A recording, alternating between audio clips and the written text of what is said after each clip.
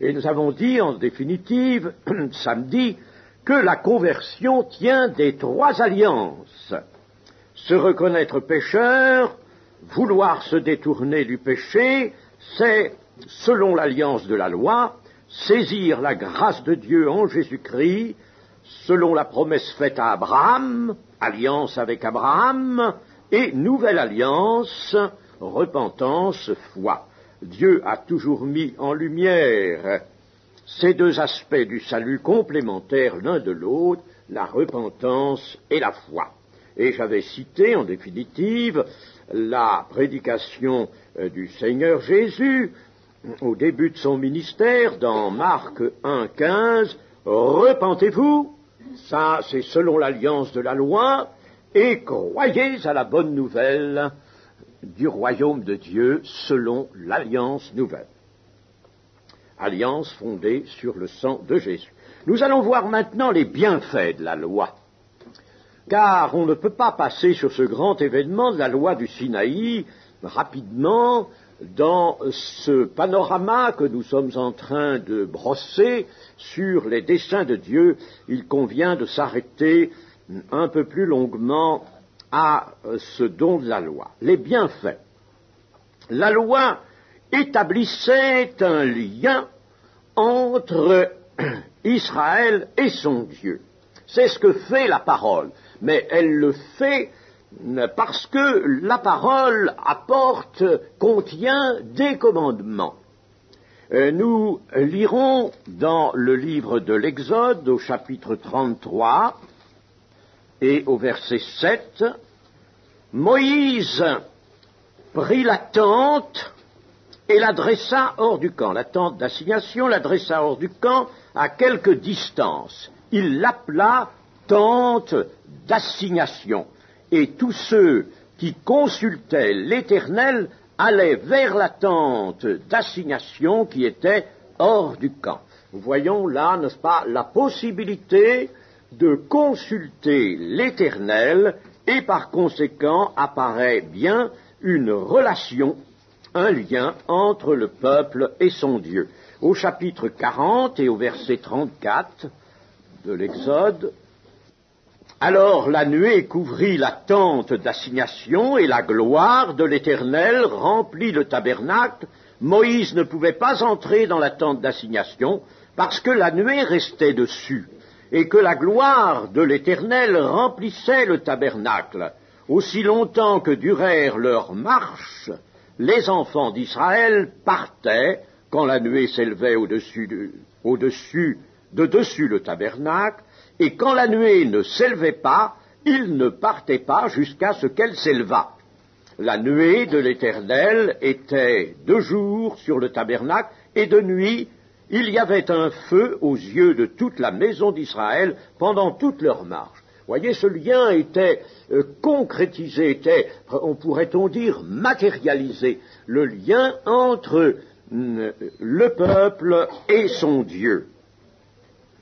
Et même le propitiatoire. Vous savez ce qu'on appelle le propitiatoire, c'est le couvercle en or pur qui était sur l'arche de l'Alliance. Ce coffret assez grand, et il était lui entièrement recouvert d'or pur, et il y avait dessus un couvercle d'or massif portant deux chérubins qui se rejoignaient par leurs ailes.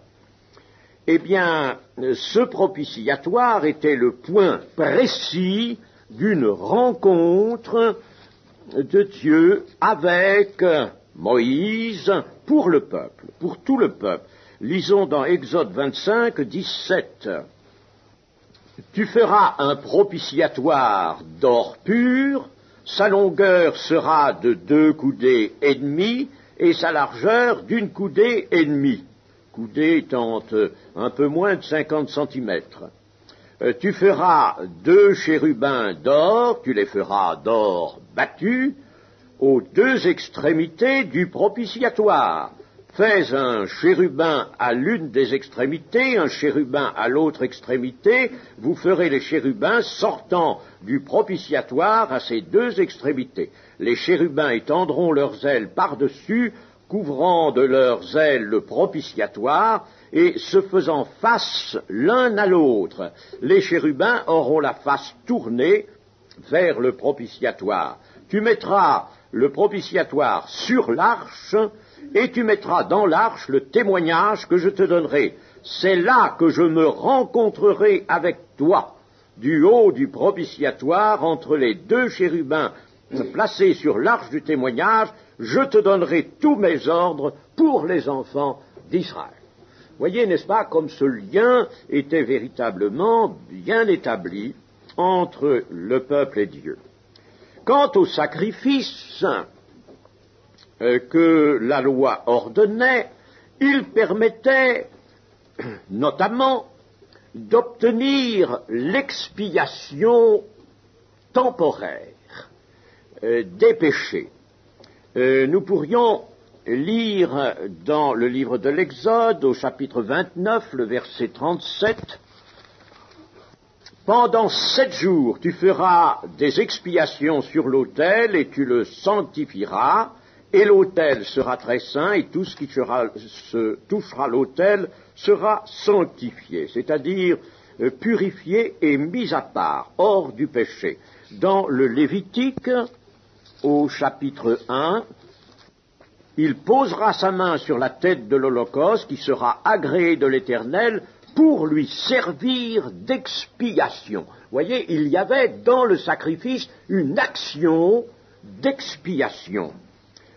Toujours dans le Lévitique, chapitre 4 et verset 26, « Il brûlera toute la graisse sur l'autel, comme la graisse du sacrifice d'action de grâce. C'est ainsi que le sacrificateur fera pour ce chef l'expiation de son péché, et il lui sera pardonné. » Il y a donc, vous voyez, dans les sacrifices, un bienfait à recueillir, celui de l'expiation procurant le pardon. Au chapitre 6, nous verrons ce qu'est ce pardon. Chapitre 6 et verset 17. « L'Éternel parla à Moïse et dit, parle à Aaron et à ses fils et dit, voici la loi du sacrifice d'expiation. C'est dans le lieu où l'on égorge l'Holocauste que sera égorgée devant l'Éternel la victime pour le sacrifice d'expiation. C'est une chose très sainte. » Voyez comme l'expiation était bien la volonté de Dieu en se servant des sacrifices dont il avait donné toutes les modalités du déroulement dans ses ordonnances. La victime, d'ailleurs, est appelée expiatoire dans le livre du Lévitique. Toutefois, nous savons par l'Épître aux Hébreux, qui nous donne un commentaire extrêmement intéressant, d'autant plus que ce commentaire est inspiré lui aussi, sur l'Ancien Testament, le culte lévitique, et nous savons que les sacrifices, toutefois, n'enlevaient pas les péchés. Alors nous allons voir ce qu'ils faisaient. Hébreux 10, verset 4, « Car il est impossible que le sang des taureaux et des boucs ôte les péchés. » Voyez, ça c'est une chose, n'est-ce pas? Nous avons vu dans l'Ancien Testament qu'il y avait expiation et pardon des péchés. Et puis ici, il nous est dit, il est impossible que le sang des taureaux et des boucs ôte les péchés. Au verset 9, il dit ensuite, « Voici, je viens pour faire ta volonté. » Il abolit ainsi la première chose pour établir la seconde. Et la seconde, c'est le sacrifice de Jésus-Christ, bien entendu. Au verset 11, « Et tandis que tout sacrificateur fait chaque jour le service et offre souvent les mêmes sacrifices qui ne peuvent jamais ôter les péchés, voyez, les sacrifices ne peuvent jamais ôter les péchés, lui, après avoir souffert un seul sacrifice pour les péchés, s'est assis pour toujours à la droite de Dieu, attendant désormais que ses ennemis soient devenus son marchepied. Alors, gardez l'Épître aux Hébreux, ce que ne fera pas le sacrifice selon le culte lévitique, c'est Jésus-Christ qui le fera avec le sacrifice de sa vie. Hébreux 9, 26. Autrement, il aurait fallu qu'il eût souffert plusieurs fois depuis la création du monde, tandis que maintenant, à la fin du siècle, il apparut une seule fois, il s'agit de Jésus, pour abolir le péché par son sacrifice. Et vous savez que dans le Nouveau Testament, Jean-Baptiste désigne le Seigneur Jésus-Christ, le messager de l'Alliance, ce grand messager de l'Alliance, comme l'agneau qui ôte le péché. Lui, il ôte vraiment le péché, le péché n'existe plus comme s'il n'avait jamais été commis. Tandis que les sacrifices selon le culte lévitique ne pouvaient pas ôter le péché. Alors, que faisaient ces sacrifices? Nous allons le dire. Les péchés, par le moyen des sacrifices d'animaux, se trouvaient couverts pour un temps. Et c'est bien sûr pour cela les sacrifices de la loi sacerdotale prenaient leur raison d'être dans leur signification. Du fait qu'ils prophétisaient le grand sacrifice, Dieu acceptait par ces sacrifices figuratifs, mais annonciateurs du grand et unique sacrifice qui allait venir, Dieu acceptait de couvrir les péchés. Lisons dans l'Épître aux Romains, chapitre 3, verset 25. C'est par lui que Dieu a destiné, par son sang, à être pour ceux qui croiraient victime propitiatoire, afin de montrer sa justice, parce qu'il avait laissé impunis les péchés commis auparavant au temps de sa patience. Eh bien, le temps de sa patience est tout le temps de la loi. Dieu avait laissé les péchés impunis, mais il avait usé de patience. Et dans le grec ici, le mot qui est traduit par patience, c'est le mot parésis, et il a un sens bien déterminé. Le Seigneur accepte de couvrir les péchés de son peuple, de les considérer par avance comme n'étant plus, mais ils ne sont pas réellement ôtés. Vous savez, avec Dieu, les choses doivent être patentes, réelles. Ne croyez pas qu'il n'y a que du symbole. Il n'y a pas de symbole dans l'action authentique de Dieu pour sanctifier l'homme devant sa justice. La justice de Dieu exige une réparation authentique. Mais Dieu peut accepter par avance, lui qui appelle les choses qui ne sont pas comme si elles étaient, il accepte donc de couvrir les péchés du peuple d'Israël pour conserver ce peuple. Ainsi, les sacrifices d'animaux faits dans la stricte obéissance aux ordonnances de la loi, bien sûr, il fallait que ces sacrifices se déroulent comme les ordonnances le disaient. Là, il y avait, j'ai déjà signalé cela pour nous, n'est-ce pas, dans l'onction d'huile, à propos de l'huile, il y avait là, n'est-ce pas, une nécessité d'obéissance. Avec Dieu, il ne faut pas tricher. On ne peut pas tricher avec Dieu. Il y a obéissance, et Dieu peut tracer un canal à l'obéissance, une voie particulière à l'obéissance. Et les sacrifices étaient une voie particulière. Il n'aurait pas fallu que le sacrificateur s'écartât de cette voie-là. Alors, donc, dans la stricte obéissance aux ordonnances, les sacrifices procuraient au peuple la patience divine, la parésis. Dieu accepte de ne pas tenir compte des péchés, mais les péchés ne sont pas liquidés, si vous voulez. Il n'y a pas liquidation. Il y a le fait simplement que Dieu observe une patience. La dette elle-même, le péché étant une dette vis-à-vis de la justice de Dieu, la dette elle-même n'est pas éteinte. Et elle ne pouvait l'être que par la mort expiatoire du Christ, le Messie d'Israël, et cette mort était toujours préfigurée, annoncée par les sacrifices. Mais la loi du Sinaï,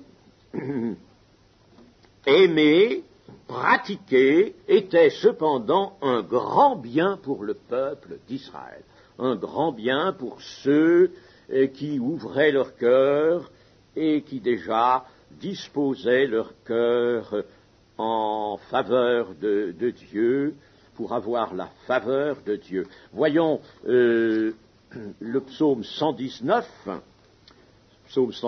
verset 1. Heureux ceux qui sont intègres dans leur voie, qui marchent selon la loi de l'Éternel. Heureux ceux qui gardent ses préceptes, qui le cherchent de tout leur cœur, qui ne commettent point d'iniquité et qui marchent dans ses voies. Tu as prescrit tes ordonnances pour qu'on les observe avec soin. Puissent mes actions être bien réglées, afin que je garde tes statuts. Alors je ne rougirai point à la vue de tous tes commandements. Je te louerai dans la droiture de mon cœur. Voyez, la loi était capable de faire honte au peuple d'Israël. Et elle s'imposait, c'était la loi de Dieu, elle était solennellement lue, rappelée, et lorsque un transgresseur entendait les préceptes, les ordonnances, les commandements de la loi, il devait être saisi de honte. Et puis, dans cette même épître, dans ce même psaume 119, le verset 65 à 68, « Tu fais du bien à ton serviteur, ô Éternel, selon ta promesse. Enseigne-moi le bon sens et l'intelligence, car je crois à tes commandements. Avant d'avoir été humilié, je m'égarais. Maintenant, j'observe ta parole. Tu es bon et bienfaisant. Enseigne-moi tes statuts. » Et pourquoi j'ai appelé ce paragraphe que nous traitons actuellement les bienfaits de la loi. Les bienfaits de la loi. C'est donc une loi de sainteté. C'est une loi de séparation. C'est une loi de communion, de relation avec Dieu. Par ses commandements, la loi lie le peuple, nous l'avons vu, le peuple à son Dieu. Par les ordonnances sacerdotales, elle libère, elle concilie, je ne dis pas elle réconcilie, je dis elle concilie, elle sanctifie. Voyons le psaume 95, versets 6 à 8. Venez, prosternons-nous et humilions-nous, fléchissons le genou devant l'Éternel, notre Créateur, car il est notre Dieu, et nous sommes le peuple de son pâturage, le troupeau que sa main conduit. Oh, si vous pouviez écouter aujourd'hui sa voix, n'endurcissez pas votre cœur comme à Mériba, comme à la journée de Massa dans le désert. Voyez, c'est une loi qui a pour dessein de sanctifier le peuple. Saint Augustin, qui a eu dans sa littérature assez volumineuse de bonnes choses, malheureusement il n'y a pas que des bonnes choses, mais enfin il y a des bonnes choses. Il a dit, dans l'Ancien Testament, le nouveau est caché. Dans le nouveau, l'ancien est révélé. Vous voyez que nous avons besoin, par conséquent, de toute la Bible. C'est malheureux que l'Église n'ait pas persisté sur ce principe ici, car alors on aurait étudié la totalité de la Bible, non pas simplement pour voir dans l'Ancien Testament une histoire sainte, à mettre à l'égal de toutes les autres histoires, mais on aurait vu là une révélation de Dieu. Et une révélation qui nous est utile maintenant dans le temps de l'Église. Les deux testaments, c'est le même mot qu'alliance, les deux testaments sont donc deux grandes alliances et ils sont un tout, quoique étant distincts. Ils sont un tout en étant deux. Ça, nous sommes habitués à ça avec Dieu. Dieu qui est un seul Dieu, Jésus le rappelle, et qui est pourtant trois personnes. Les époux, lorsque ils sont mariés, ils ne sont plus deux, ils sont une seule chair, nous dit l'Écriture. Hein? Pourtant, on a beau les regarder, on en voit deux, bien sûr, toujours, on en voit deux, mais l'Écriture nous dit, ils sont une seule chair. Hein? Et il faut qu'ils le sachent. Cela, c'est un décret de Dieu. Et Jésus a même ajouté, ils ne sont plus deux, ils sont un seul. Alors ça c'est une réalité d'ordre spirituel, et il faut s'habituer à ça, c'est un langage spirituel. L'offrande du sacrifice était la base indispensable de la loi de Moïse, et on y trouve 4 particularités sur lesquelles nous allons terminer ce paragraphe des bienfaits de la loi. 4 particularités dans l'offrande du sacrifice. D'abord, l'offrande est celle d'un agneau sans défaut. Il fallait que toujours l'offrande fût sans aucun défaut. Et bien sûr, cela pour prophétiser la sainteté de la victime que Dieu allait donner en la personne de son Fils Jésus. Véritable victime expiatoire, il est parfait, sans aucun défaut, tant par sa naissance, qui le coupe de l'héritage du péché, que par sa vie, qui est absolument exempte de tout péché. Donc, première particularité, une offrande sans défaut. Deuxième, il fallait l'imposition des mains. L'imposition des mains, celui qui offre le sacrifice s'identifie à l'offrande. L'imposition des mains, c'est cela, s'identifier à l'offrande. Le Seigneur Jésus a porté la culpabilité, la condamnation de ses rachetés. Il s'est donc substitué, identifié. Là, il y a d'ailleurs un thème théologique là-dessus, l'identification. Il s'est identifié au pécheur qu'il libère, au pécheur à qui il donne la grâce du pardon.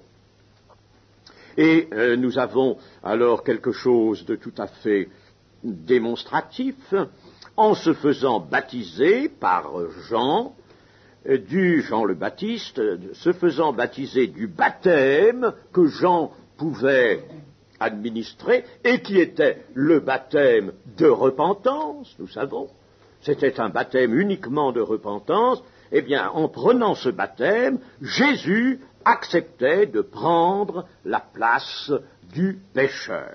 Par conséquent, l'imposition des mains que l'on faisait, selon les ordonnances de la loi mosaïque, préfigurait cette identification du coupable et de celui qui lui apporte la grâce. Troisième particularité, l'immolation de la victime, qui est évidemment une prophétie de la croix de Golgotha. Dans l'Épître aux Hébreux au chapitre 9 et au verset 13 et 14, « Car si le sang des taureaux et des boucs et la cendre d'une vache répandue sur ceux qui sont souillés sanctifie et procure la pureté de la chair, combien plus le sang de Christ, qui par un esprit éternel s'est offert lui-même sans tache à Dieu, purifiera-t-il votre conscience des œuvres mortes, afin que vous serviez le Dieu vivant. » Donc l'immolation de la victime en vue de l'immolation de la sainte et divine victime. Sans effusion de sang, il n'y a pas de pardon, dit l'Épître aux Hébreux. Et quatrième grande particularité des sacrifices lévitiques, le repas qui accompagnait le sacrifice. Le repas. Alors, le repas, on mange la victime. C'est l'appropriation par la foi qui lie le pécheur pardonné à celui qui le purifie par son propre sang. Christ était pour nous, il faut qu'il soit en nous. Ce n'est pas tout de considérer que Christ est pour nous, qu'il a tout fait pour nous, les hommes pécheurs, mais il faut que chacun puisse dire « Christ est en moi ».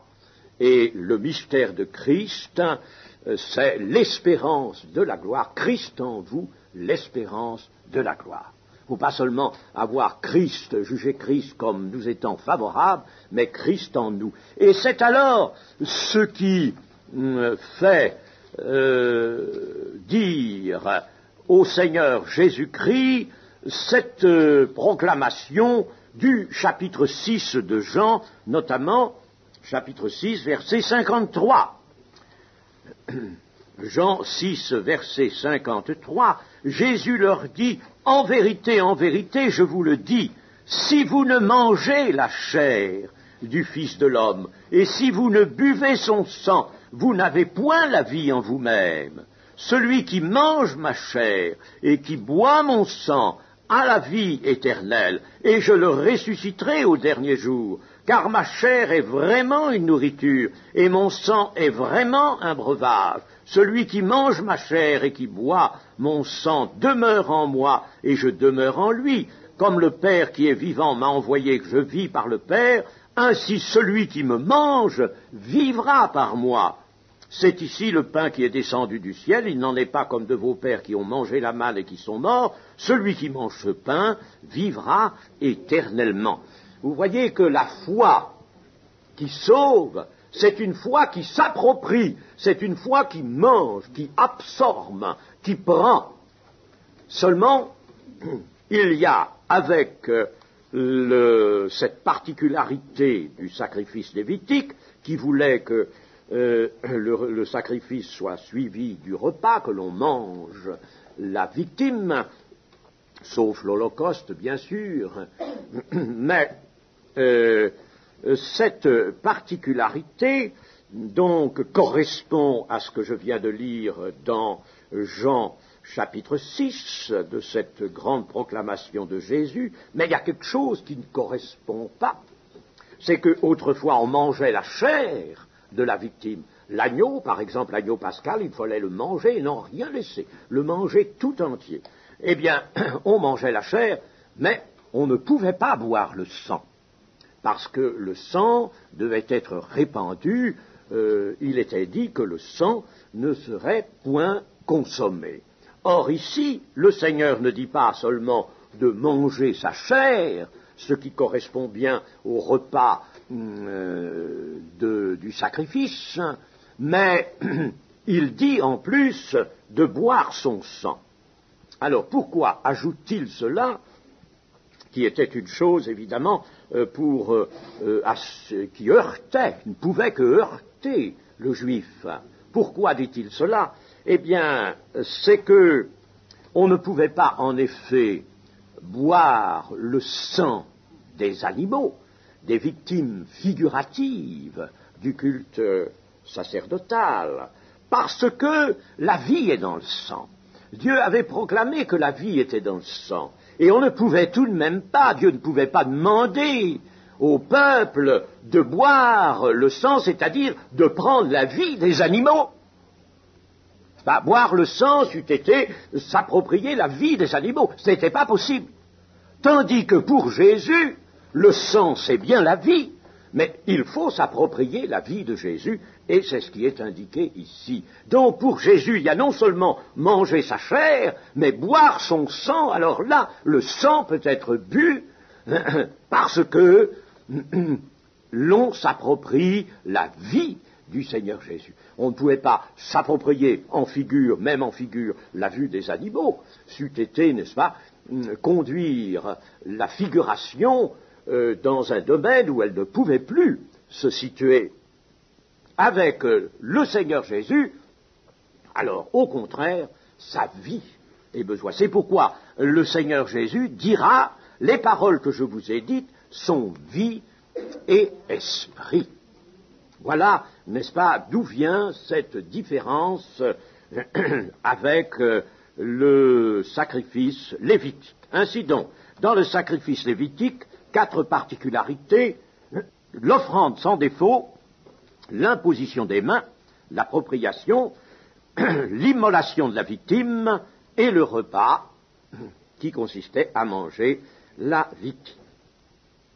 Nous ouvrons maintenant, toujours dans la poursuite de notre sujet, un autre paragraphe, le temps et la mission des prophètes. Nous quittons par conséquent la loi et nous voyons une autre partie, un autre aspect du développement du plan du Seigneur, les prophètes qui pendant des années ont prophétisé, ont parlé. Nous relirons le début de l'épître aux Hébreux, chapitre 1, verset 1. Après avoir autrefois, à plusieurs reprises et de plusieurs manières, parlé à nos pères par les prophètes, Dieu, dans ces derniers temps, nous a parlé par le Fils, qu'il a établi héritier de toutes choses, par lequel il a aussi créé le monde. Ainsi, Dieu avait parlé par les prophètes. Aujourd'hui, notre temps, notre époque, est non seulement lamentable, mais elle est repoussante. N'hésite pas à le dire. Elle est repoussante par bien des aspects, mais par son incrédulité aussi, et par son ignorance et sa hargne sur la vérité venue de Dieu, la parole de Dieu. Car j'écoute quelquefois, pour être au courant, dans des émissions de France Culture, à certains moments, j'écoute des émissions sur la littérature, sur toutes sortes de sujets, mais surtout la littérature ancienne, quelquefois aussi sur le dimanche matin de bonne heure, sur l'Église orthodoxe, par exemple, les écrits anciens de l'Église orthodoxe. Et alors on fait un cas extraordinaire de cette littérature ancienne où on trouve pourtant des choses sans valeur, qui pouvaient avoir une petite valeur sur le moment, mais qui n'en ont plus.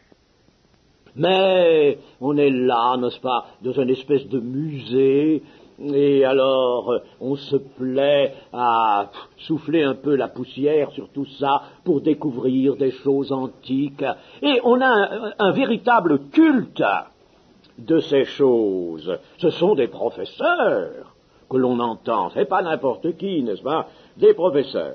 Eh bien, cette époque me déplaît souverainement, elle m'irrite même souvent, car lorsqu'il s'agit de la Bible, on ne professe que mépris. J'ai entendu des choses ignobles, même, concernant la Bible. Et pourtant, la littérature des peuples ne vaut rien. Il y a eu des écrivains, des littérateurs. Oui, ça ne vaut rien à côté de ce qu'il y a eu en Israël, les prophètes. Le monde a des littérateurs, Israël avait des prophètes. Et ces prophètes, eux, ils ont parlé de la part de Dieu. Et ça, notre monde ne veut pas savoir ça. C'est quelque chose de révoltant. Les trois offices du Messie, à savoir l'office de sacrificateur, l'office de roi et l'office de prophète, nous sont explicitement annoncés. Mais, en plus, ils sont, ces offices, exercés dans l'attente de la venue de ce Messie. Ils sont exercés par des hommes choisis et envoyés par Dieu. Dieu a parlé par les prophètes. Alors que les sacrificateurs, pendant l'âge de la loi, servaient à l'accomplissement de la loi perpétuelle, car elle était appelée ainsi, la loi de Moïse, que nous appelons l'Ancienne Alliance, est appelée la loi perpétuelle, parce qu'elle était invariable. Elle n'avait pas à varier pendant tout le temps où son régime subsisterait. Eh bien, les sacrificateurs, eux, en somme, servaient à l'accomplissement de la loi perpétuelle.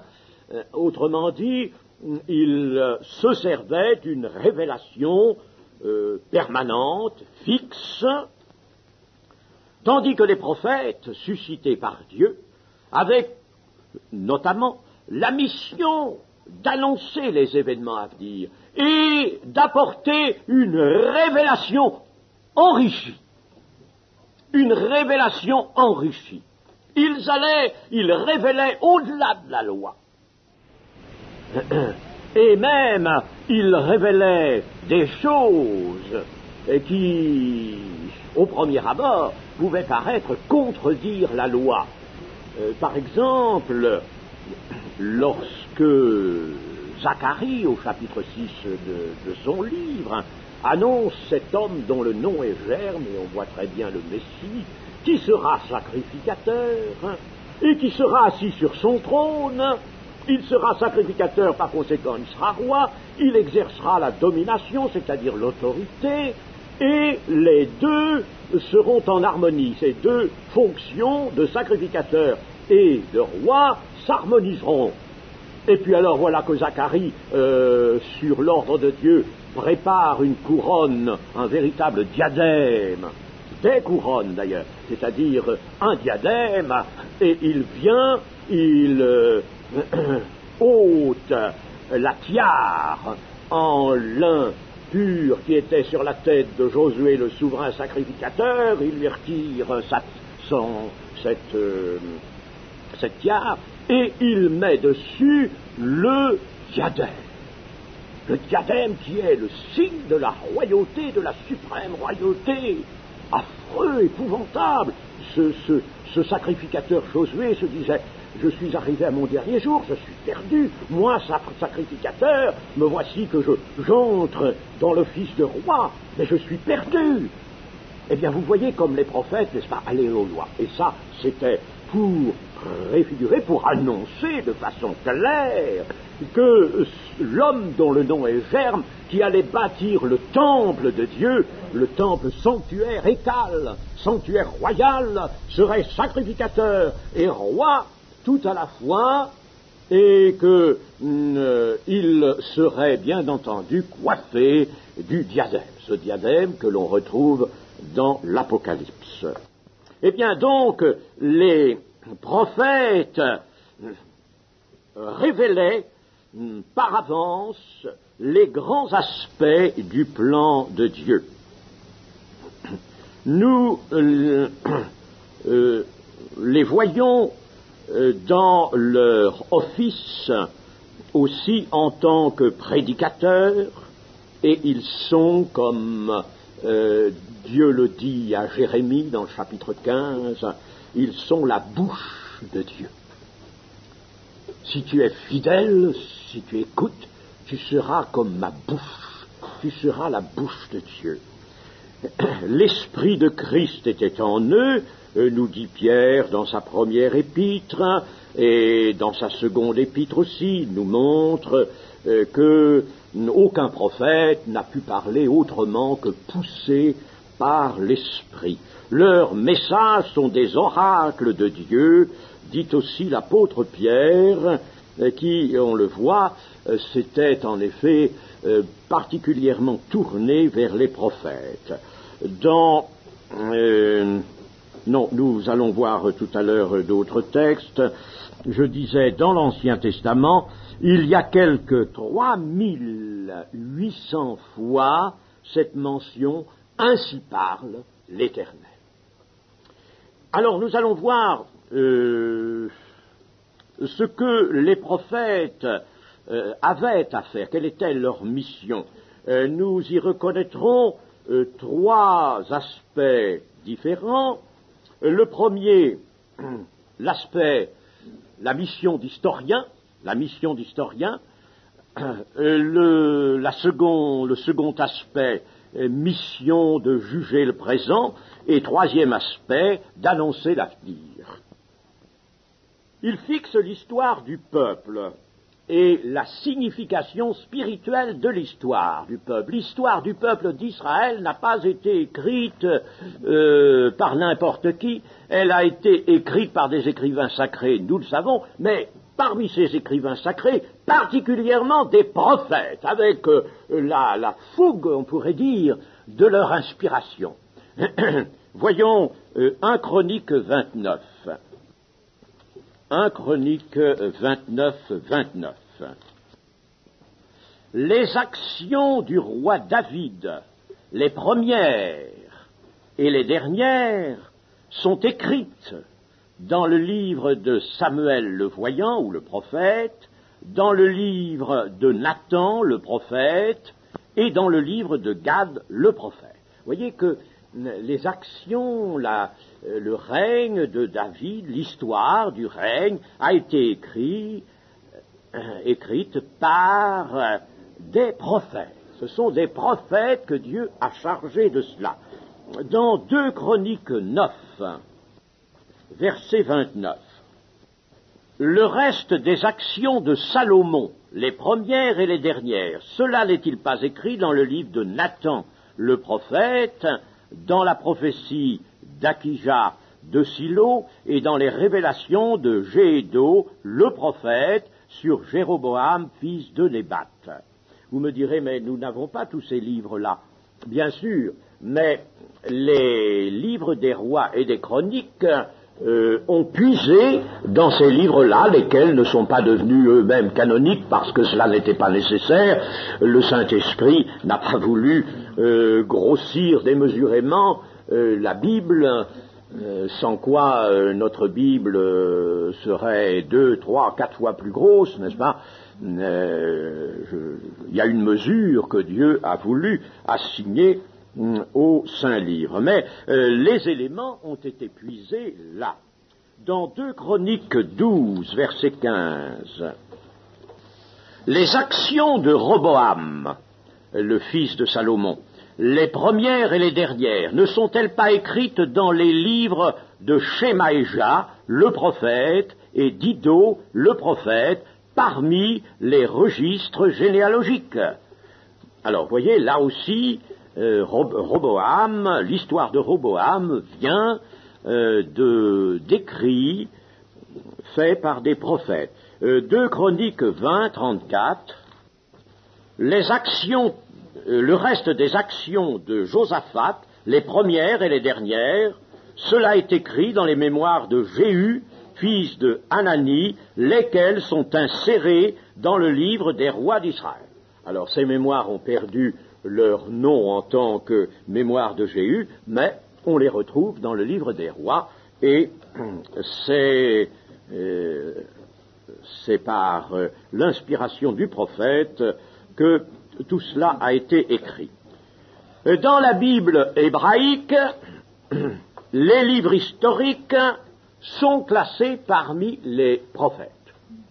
nous les avons classés à part, mais dans la Bible hébraïque, il n'y a qu'à prendre par exemple la version de Zadok Khan, vous trouverez les livres historiques parmi les livres prophétiques. Les écrivains prophètes ne manifestent aucune tendance nationaliste, reprochent que des gens avec des oreilles énormes, pointues, ont pu dire, quand on veut détruire, on trouve toutes sortes de choses. Vous avez de ces théologiens absolument incorrigibles, qui sont incrédules jusqu'à la moelle des os, et qui alors vous mettent dans leurs livres ça, et aussi bien du côté catholique que du côté protestant. J'ai quelques ouvrages d'édition catholique sur l'Ancien Testament. Il faut voir comment la parole de Dieu est jugée, dépecée. C'est abominable, abominable. Alors il vous dit ceci: oh oui, mais vous savez, dans la Bible, qu'est-ce qu'il y a? Eh bien, tout simplement, le peuple d'Israël avait un esprit ultranationaliste, et c'est pour ça que vous le voyez toujours là, n'est-ce pas? Il est toujours question de lui, de ce qu'il fait, etc. Au-dessus des autres peuples, c'est un esprit nationaliste qui a poussé à ça. Eh bien, c'est pas vrai. C'est un gros mensonge. Il n'y a aucune tendance nationaliste chez les prophètes. Et dans toute la Bible même, il y a pu y avoir, du temps de Jésus, une tendance nationaliste chez les pharisiens, par exemple, et autres sadducéens, une tendance nationaliste, oui. Mais elle n'est pas dans la Bible, cette tendance. C'est pas à la Bible qu'on doit la reprocher. Les prophètes n'ont pas déformé l'histoire. La preuve est que les fautes et les chutes des hommes les plus en vue sont relatées avec vérité, sans aucune indulgence. Il n'y a pas, comme le disent toujours ces théologiens, les théologiens qui ne font que la critique. Ils n'ont que la critique de la Bible. Alors il ferait bien mieux de faire autre chose, n'est-ce pas, que de s'occuper de théologie. Eh bien, ils prétendent qu'il y a des légendes, une idéalisation, etc. C'est pas vrai, il n'y a aucune légende extatique de saints, on ne trouve absolument pas ça. Si vous lisez, évidemment, dans le christianisme certaines vies des saints, vous verrez là des légendes extatiques au sujet des saints. Mais ça n'existe pas dans la Bible, ça. Il n'y a pas d'idéalisation. L'homme est vu comme un instrument dans la main de Dieu. Et les prophètes ne couvrent pas de silence les actions qui sont quelquefois mauvaises, même des hommes qui ont fait un bon travail. Voyez, par exemple, Moïse a commis une faute, une erreur, à la fin de son ministère, elle est là. Et puis Moïse a demandé à Dieu de passer par-dessus, Dieu le lui a refusé. Tout est consigné là. La grande faute de David est merveilleux dans son ministère. Eh bien, pourtant, il y a une faute terrible. Elle est là, elle s'étale dans les pages de la Bible. Nous disons ensuite que la mission des prophètes les conduisait à juger le présent, c'est-à-dire leur temps. Et ils dénoncent avec force les péchés du peuple d'Israël. Aucune indulgence, véritablement non. Alors, que dénoncent-ils? Eh bien, vous savez, il y en a tellement quand vous lisez les prophètes, tellement de choses dénoncées. Vous avez l'avarice, la rapacité, l'usure, l'exploitation du faible et du pauvre, dénoncée avec rigueur, l'oppression des veuves et des orphelins, le faux témoignage, la corruption des procès par les puissants, la tromperie dans les échanges, les faux poids, l'orgueil, l'idolâtrie sous tant de formes, la piété formaliste et non pas celle du cœur, la propre justice, etc. Puis, bien sûr, l'infidélité à la loi qui est souvent vue comme la prostitution. Le peuple se prostitue. L'endurcissement des cœurs, les crimes, les méfaits de la langue, le venin de la langue, tout est dénoncé sans aucune faiblesse. Trouvez-moi des livres d'histoire profanes qui disent cela des héros qu'ils mettent en avant. Vous n'en trouvez pas. Donc le service des prophètes n'est pas une profession, ils agissent réellement poussés par le Saint-Esprit. Et nous allons lire rapidement quelques passages justement de cette dénonciation du péché par les prophètes. Ésaïe chapitre 1. Malheur à la nation pécheresse, au peuple chargé d'iniquité, à la race des méchants, aux enfants corrompus. Ben vous savez, on ne peut pas être plus net, n'est-ce pas? Ils ont abandonné l'Éternel, ils ont méprisé le Saint d'Israël, ils se sont retirés en arrière. Et puis, prenons maintenant Jérémie 32 et verset 30. Car les enfants d'Israël et les enfants de Juda n'ont fait, dès leur jeunesse, que ce qui est mal à mes yeux. Les enfants d'Israël n'ont fait que m'irriter par l'œuvre de leurs mains, dit l'Éternel. Car cette ville excite ma colère et ma fureur, depuis le jour où on l'a bâtie jusqu'à ce jour.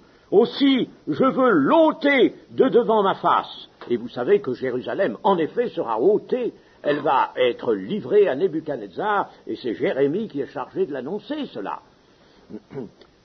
À cause de tout le mal que les enfants d'Israël et les enfants de Juda ont fait pour m'irriter, eux, leurs rois, leurs chefs, leurs sacrificateurs et leurs prophètes, parce qu'il y avait des faux prophètes aussi, les hommes de Juda et les habitants de Jérusalem, ils m'ont tourné le dos, ils ne m'ont pas regardé, on les a enseignés dès le matin, mais ils n'ont pas écouté pour recevoir instruction. Ils ont placé leurs abominations dans la maison sur laquelle mon nom est invoqué afin de la souiller. Ils ont bâti des hauts lieux à Baal dans la vallée de Ben-Hinnom pour faire passer à Moloch leurs fils et leurs filles, ce que je ne leur avais point ordonné, et il ne m'était point venu à la pensée qu'ils commettraient de telles horreurs pour faire pécher Juda. On ne peut pas dire plus et parler avec plus de fermeté, mais alors, puisque nous sommes sur ce passage, montrons aussi une particularité essentielle de la prophétie. J'ai dit que les prophètes annonçaient l'avenir, alors je vais un petit peu empiéter sur cette partie de notre étude, mais lisons verset 36. Et maintenant, ainsi parle l'Éternel, le Dieu d'Israël, sur cette ville dont vous dites elle sera livrée entre les mains du roi de Babylone. Et elle l'a été, vaincue par l'épée, par la famine et par la peste, voici, je les rassemblerai de tous les pays où je les ai chassés, il s'agit des enfants d'Israël, dans ma colère, dans ma fureur et dans ma grande irritation.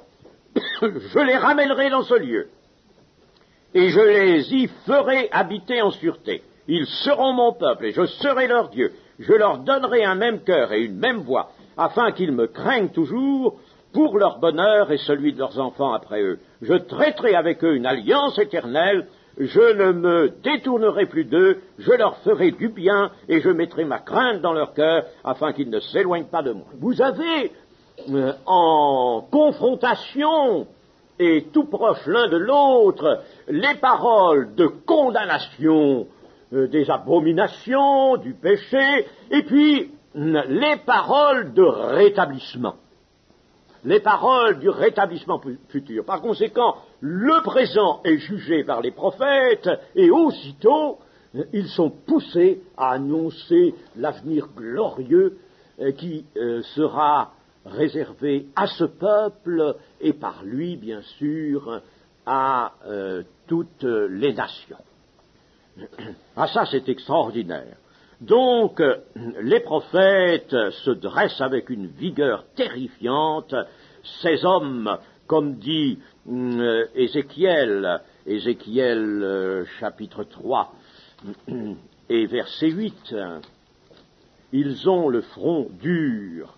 Voici, j'endurcirai ta face pour que tu l'opposes à leur face. J'endurcirai ton front pour que tu l'opposes à leur front. Je rendrai ton front comme un diamant plus dur que le roc. Ne les crains pas, quoiqu'ils soient une famille de rebelles. Voyez-vous, le prophète, Dieu lui dit, je vais te donner, moi, de la dureté.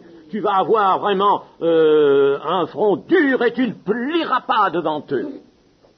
Et puis, les prophètes sont ceux qui ne coussent pas des coussinets pour mettre sous les aisselles. C'est Ézéchiel aussi qui dit cela dans son chapitre 13 et verset 18. Tu diras, ainsi parle le Seigneur l'Éternel, malheur à celles, les femmes, qui fabriquent des coussinets pour toutes les aisselles et qui font des voiles pour la tête des gens de toute taille afin de surprendre les âmes.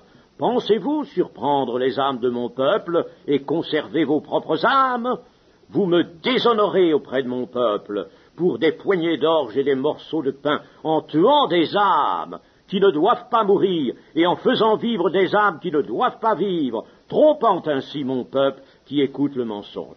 Vous savez, les coussinets, évidemment, on a toujours aimé dans l'humanité le confort. Alors, les coussinets, c'était des beaux coussinets qu'on mettait sous l'aisselle quand on se couchait sur cette sorte de lit, n'est-ce pas? Alors on avait un coussinet très moelleux là sous l'aisselle. C'est l'image de l'indolence, de l'abandon, n'est-ce pas? Voyez-vous? Et le prophète n'est pas celui qui procure des coussinets, n'est pas celui qui va dire au peuple, aux membres du peuple, bien ça va bien, restez comme vous êtes, prenez vos aises, oh ne vous tracassez pas, etc. Ils ne coussent pas des coussinets. Ils ne blanchissent pas, nous dit aussi ce prophète, des murs lézardés. Les murs lézardés, il faut les démolir ou les réparer, mais on ne les blanchit pas. Ils ne disent pas paix, paix, quand il n'y a pas de paix parmi le peuple. Leur service, donc, est un service difficile, dur, mais un service de Dieu, magnifique. Ce ne sont pas eux qui possèdent leur message, mais c'est le message de Dieu qui les possède. Ils sont possédés par le message de Dieu. L'honneur de Dieu est tellement grand à leurs yeux qu'ils ne peuvent supporter qu'on porte atteinte à cet honneur. Et chers amis, il nous faudrait cela. On ne peut pas supporter qu'on porte atteinte à l'honneur de Dieu. Et je ne suis pas content, je vous le dis souvent, je ne suis pas content de ce qui se passe dans notre milieu. Par la légèreté même, on porte atteinte à l'honneur de Dieu. Et chers amis, il faudrait que chacun de nous se ressaisisse, pense à cela. J'honorerai celui qui m'honore. Et ça se trouve dans l'épisode qui nous parle de la conduite du sacrificateur Élie, non pas le prophète, mais le sacrificateur Élie, dont les enfants, les fils, avaient une conduite abominable. Et alors que fait le papa, le sacrificateur Élie? Eh bien, il leur fait une petite réprimande. C'est pas bien, mes enfants, d'agir comme ça, il faut agir autrement. Oui, mais le prophète Élie meurt. Sa mort est annoncée, il meurt, et la sacrificature est retirée à sa famille, à sa descendance. J'honorerai celui qui m'honore. Tu as manqué à m'honorer. Hein, chers amis, tout ça est laissé dans l'Église, abandonné. Et alors, on se demande pourquoi il n'y a pas plus de puissance qui se déploie. Et pourquoi il n'y a pas plus de puissance? Parce que Dieu n'est pas satisfait. Dieu n'est pas content. Dieu n'est pas honoré. Dieu n'est pas glorifié. Il n'est pas glorifié. Ah, vous savez, aujourd'hui, il faut absolument qu'on reprenne la vigueur du prophète d'autrefois. Elle est indispensable aujourd'hui. Je pense que Dieu suscitera des prophètes. Et puis, nous avons dit que les prophètes annoncent l'avenir, nous terminerons là-dessus. Ils annoncent l'avenir concernant Israël et concernant les nations. Ils annoncent la conversion d'Israël. Ils annoncent le Messie, bien sûr, le Messie et son royaume. Ils fournissent les caractères dominants de la personne même du Messie comme de son œuvre. Ils révèlent l'humanité du Messie. Un enfant nous est né, un enfant d'Israël. Son origine, il vient de la famille de David. La tribu de Juda, famille de David, est un descendant de David.